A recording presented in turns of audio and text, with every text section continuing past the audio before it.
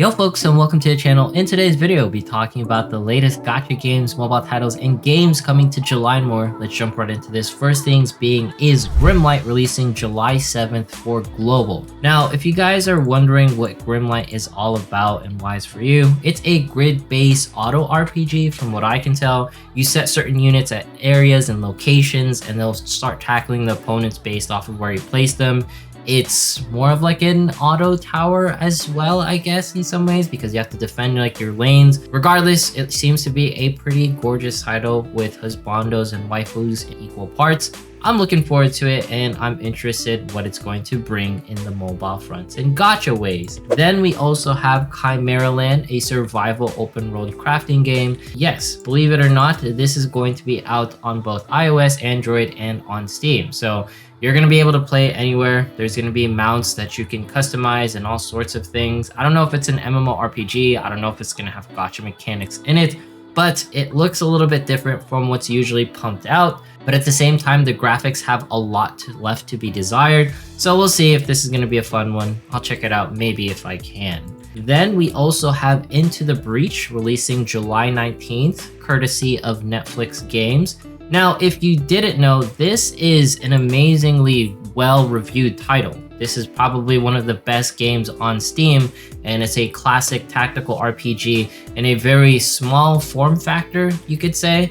There's no waifus or anything. I know that's like, why would I play this? It's just going to be, if you have Netflix, you can try it out. And I would say it's one of the best tactical RPGs I've personally ever played. I did buy it on Steam, and I thought it was absolutely amazing. So definitely worth a try in case you have the Netflix. Then we also have Octopath Contest of Champions releasing July 27th. Now, what's really interesting with this one was FG told me that the gameplay is better than the mobile version. I'm not going to hold FG to that, but the biggest thing is I loved Octopath Traveler on the Switch. I liked the interwoven stories and getting to know the characters, getting really crazy builds and classes going, just trying to break the game. That's what you do with like turn-based RPGs. You get so strong that everything is just absolute cake. So once it's out on July 27th, we'll see if it's going to be fun. I'm definitely keen to play it because I like me a good turn-based RPG. Next ones, we have Seven Knights Revolutions Open World MMORPG, set to release July 28th in KR.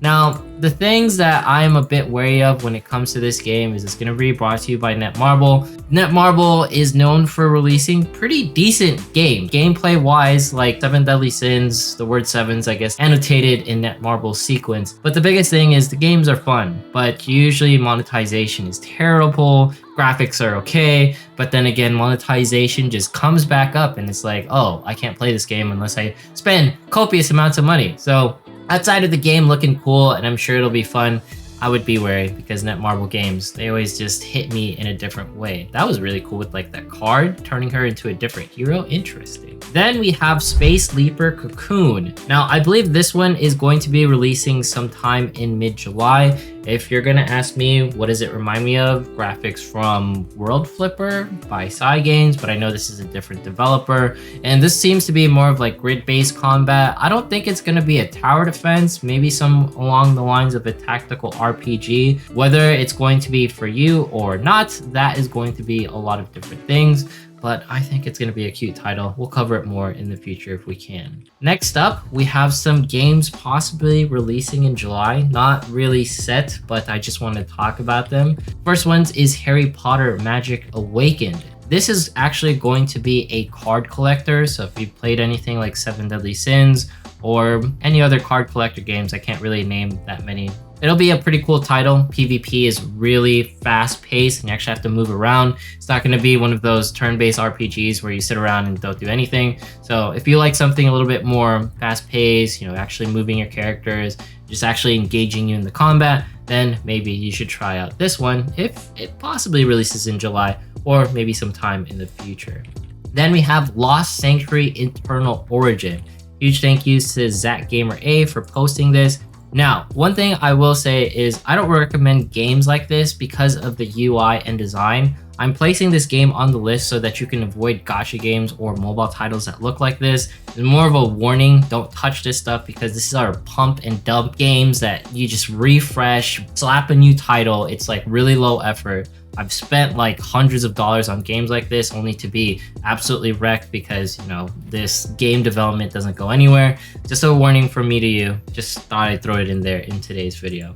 Next up, we have Dear Ella, brought to you by Com2uS. I was pretty hyped for this title. I was looking at the screenshots based off of a webtoon, and it looks okay, you know, like a typical turn-based RPG. The thing was, it might have NFTs play to earn. I don't have an issue with that. The issue that I have is usually they're filled with bots and scams, and it just causes more issues for players rather than being able to enjoy the gameplay. If the gameplay is good, but you can't play it because, you know, there's so many bots and you can't log in, just like how Ni no Kuni's facing that issue, then that needs to be alleviated. No matter how fun the gameplay is, if I can't play the game and everything is just chaotic because of the things going on, then it's just not going to be a game. It's just going to be more of a scam. So hopefully they can go above and beyond that barricade, right? Next up, we have Alice Fiction. The biggest things that I want to say with this title is I think it looks gorgeous. It's a little bit different. Reminds me of a match system RPG, right? And a lot of it is going to have waifus. It's going to have its own style. And it reminds you of Bejeweled in some ways. Obviously, it's going to be more horizontal, right? And the animations look pretty clean on it. I don't know if it's going to be releasing in July. What's really cool about this game is that there's already 600,000 people pre-registered. We unlocked 23 gacha draws. And I think people want this game to be good. So if it releases July or later on, I'm super excited. Just want to put this on everyone's radar. On other fronts, we also have this game, Blade of Gods Ori Souls. I believe Sion, Chaotic, FG, Taxaming, I think that was his name. I'm sorry if I'm butchering it. Regardless, this game reminds me of Elden Ring or Dark Souls or FromSoft games. It looks absolutely gorgeous. What you're seeing on the trailer is exactly what you get. I thought just watching the gameplay for this was absolutely insane because it actually is on a mobile device, and the fact that we can get games of this caliber on mobile devices is awesome. Usually these action RPGs are difficult to do dailies on because really intense and you have to actually play the game. But outside of that, it looks so gorgeous and I can't wait to play this game because we need more fleshed out worlds and games like this on the mobile fronts. Hopefully you get a PC client because I would love to play this on better graphics as well. Then we have the closed betas. Now, Blade of God 2 Ori Souls, that's not going to be releasing in July, I think, but it is playable on TapTaps, and I love TapTap. This video isn't sponsored by TapTap, but I love how they always have access to these titles. So you can play Blade of God 2 Ori Souls right now.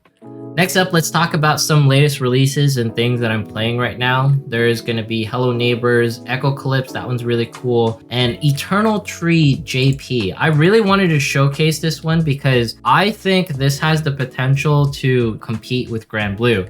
Now, some of you might be wondering, all right, waifus look cool and all, how can this compete with Cygames Grand Blue? Here's some gameplay brought to you by Pro APK. Thank you as always.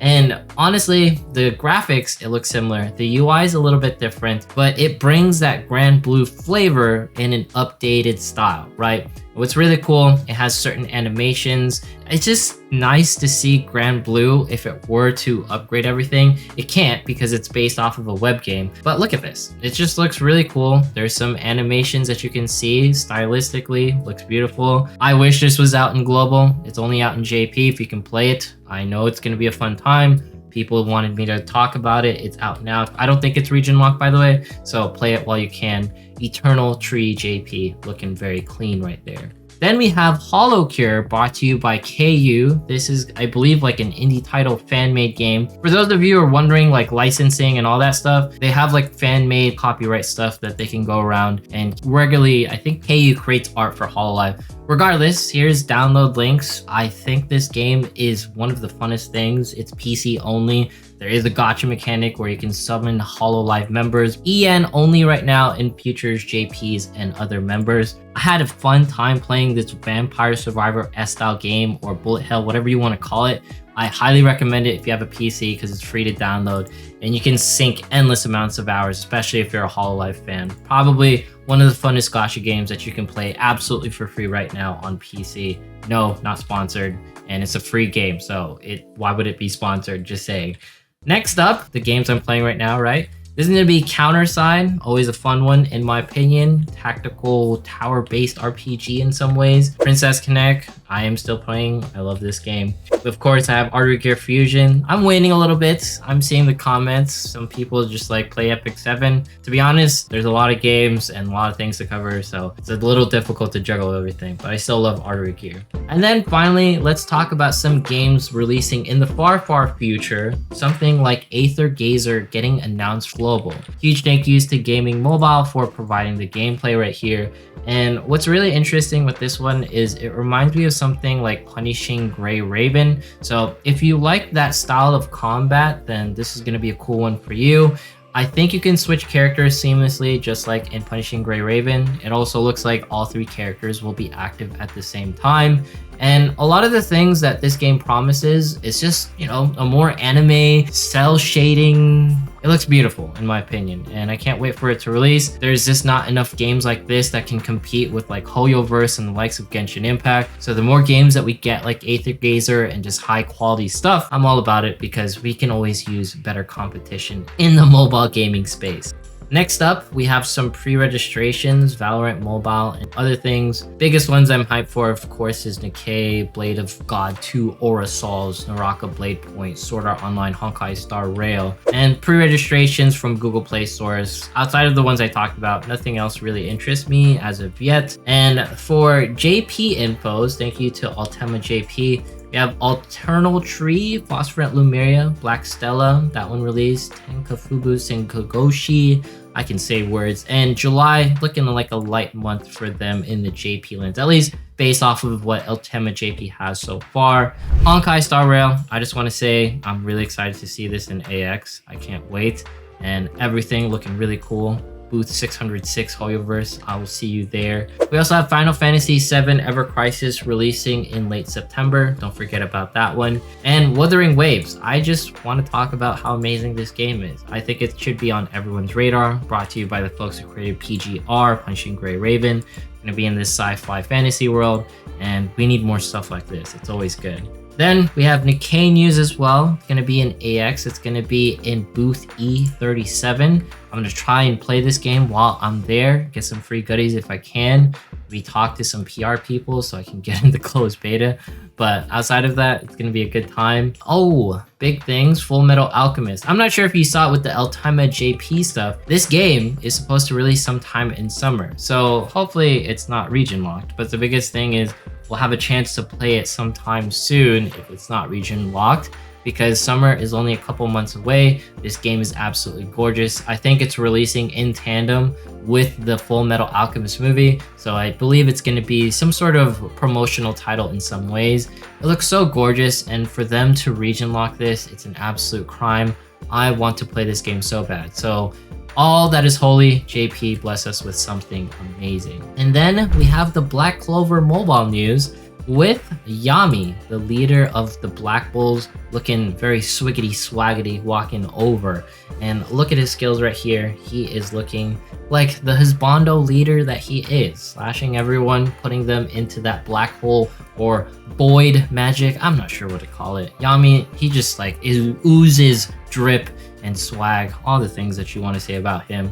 There we go, him holding Asa's head and being really, how do I say it? A muscle head, right? But yeah, that is going to be today's video. If you made it this far, consider subscribing, dropping a like, leaving a comment, follow me on Twitch, follow me on Twitter, follow me on Instagram if you want to see my adventures in AX Live. And once we hit 35,000 subs, we're doing a giveaway. By the way, some quick things in case you're like, hey Bork, did you miss this game? Leave it down in the comments. I always love to hear them. And if you have any suggestions for this video, huge thank yous. Editor-san, you're awesome. Thanks for working on the edits. It's been really cool. Thanks so much, everyone. Have yourself a fantastic July, and see y'all in the next one.